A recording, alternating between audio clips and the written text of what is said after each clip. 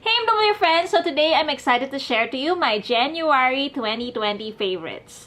All these favorites are on top of my table right now. It's not a lot because January is kind of crazy, but still I've picked out a couple of items that I want to share to you right now. First off, let's start off for the body. As you all know, beauty is all about in and out, and I'm all into inner beauty. And currently I've talked about it in the past, but it's not available in the Philippines. If you get a chance to have someone who visits Hong Kong or Singapore or whatever country na may Mannings, try to look for this. This is the Mannings. This specific flavor, Vitamin C+E. May E pa siya kaya sobrang okay. And it tastes really, really, really good.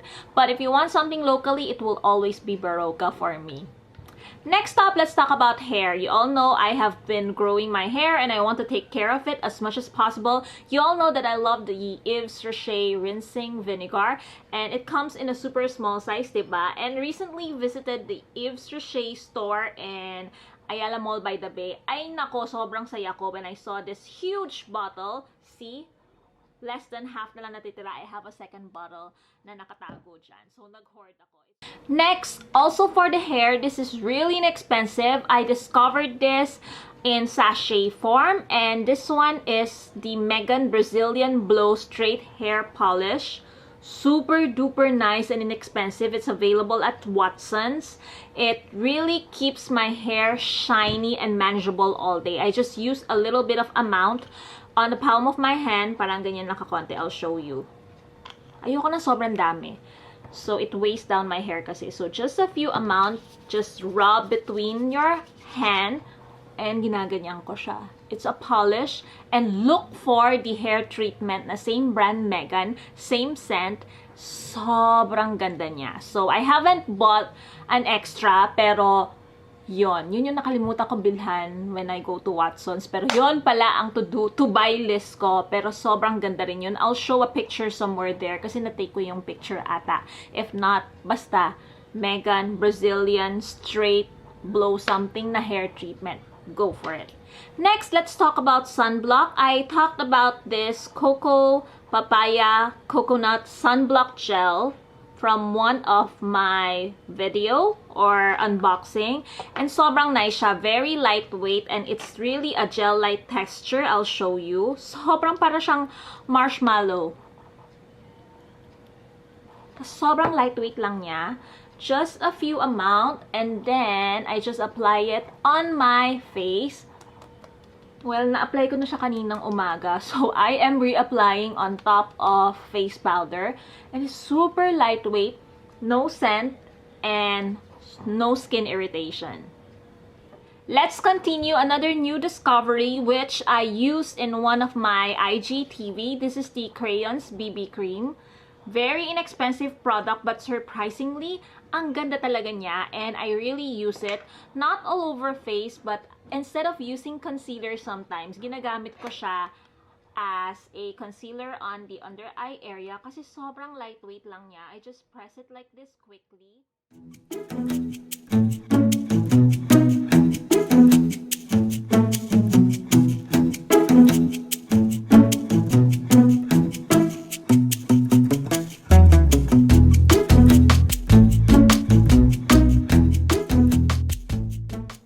Product naman is something to keep my skin glowing kasi medyo that's siya for January kasi naman ang daming stress na nangyayari. So this one is from Revlon. This is the ColorStay Endless Glow. They come in other shade pero this is in 001. Sobrang type ko siya. Very easy to use. I just apply it on areas of my face that I think needed some highlighting going on like this, and just blend.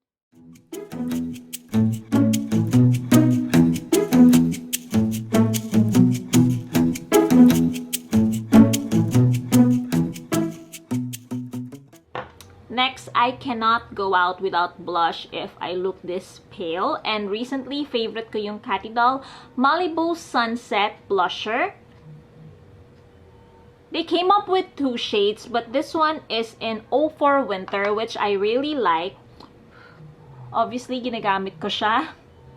So, I like to just pick a couple of these pigment both sides, the light and the dark, and then just apply it on my cheek.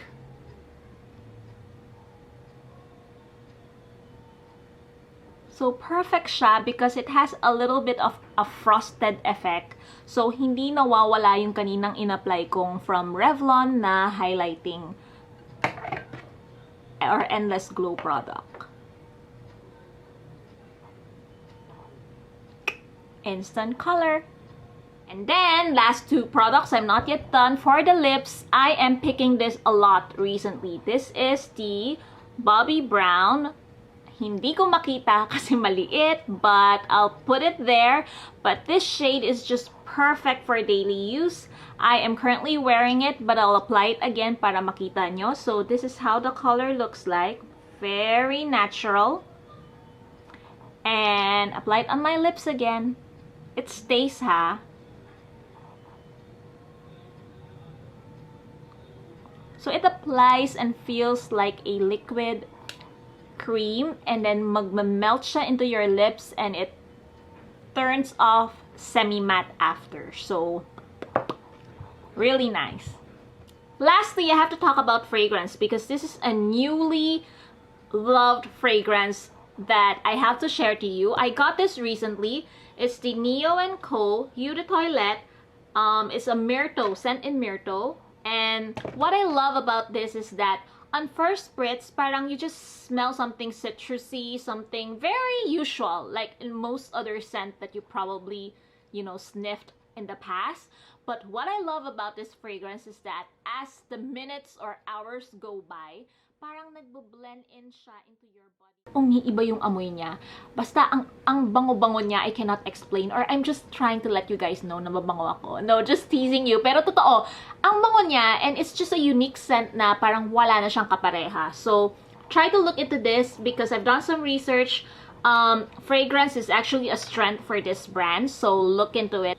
So, ayun, these are my January favorites. Not a lot, but really straightforward. These are the products that I'm starting to love. And watch out for my February favorites soon. Nabubulol ako, but thank you so much for watching my video. Have a great day. Take care. Bye!